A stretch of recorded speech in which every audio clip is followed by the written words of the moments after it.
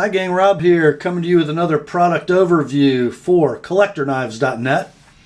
The knife we're looking at this evening is the Viper Cutlery 10.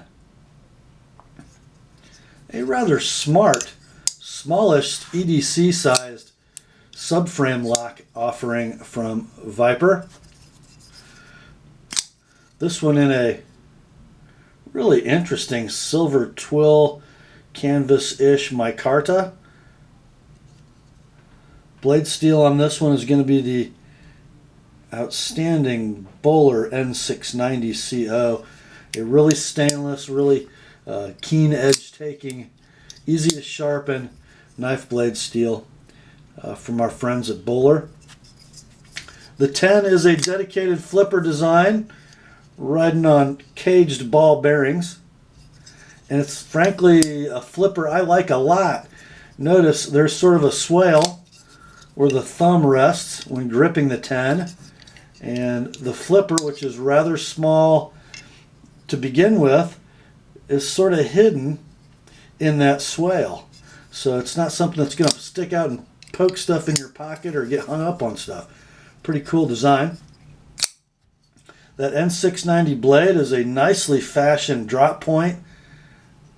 It's almost because of the swedge, it looks like the spine kind of rises because the swedge is at its widest point through here. It really makes a nicely styled blade. Saber ground very highly and flatly from 150 thousandths stock, not quite 5/32. The blade finishes on the 10 are going to be satin stone washed, or I think PVD coated. And in addition to this silver twill handle material, you're also going to have a couple different colors of G10 and maybe one or two other colors of micarta and a carbon fiber option as well. If you notice, this handle is, it's kind of hard to tell with this silver twill, but it is aggressively CNC machined. And it's designed to be very ergonomic, and for a small knife handle with a lot going on, it really kind of is. It's a 4-finger knife, but the pinky is going to sort of hang out on this back shelf in most grips. Really controllable with the thumb and forefinger. The rest of the fingers really are sort of along for the ride. It's comfortable in a variety of grips. No intrusion by the flipper and the draw cut grip, which I like. Even in a reverse grip, probably not going to be used in this knife with just a 3 5/16 inch blade, but you never know. Handle length, by the way, is 4 1/4, so great blade to handle ratio. Look at that tip coming almost to the end of that knife. Only weighs 3.8 ounces.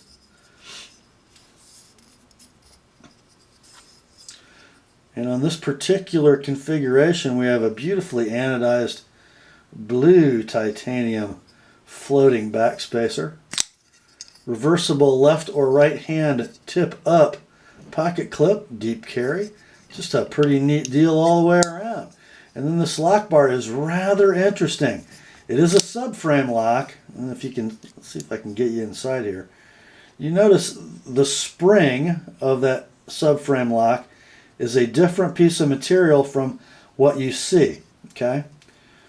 This outside piece, to give the knife strength and rather visual appeal, is stainless steel. And it also creates the lock interface. Underneath that, wrapped by that piece, is a titanium subframe locking leaf.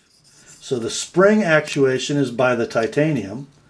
The lock interface and the aesthetics, or the visual appeal of what you see, is bead blasted stainless.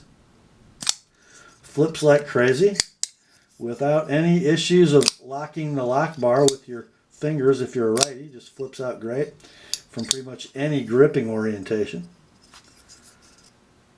Pretty neat little knife.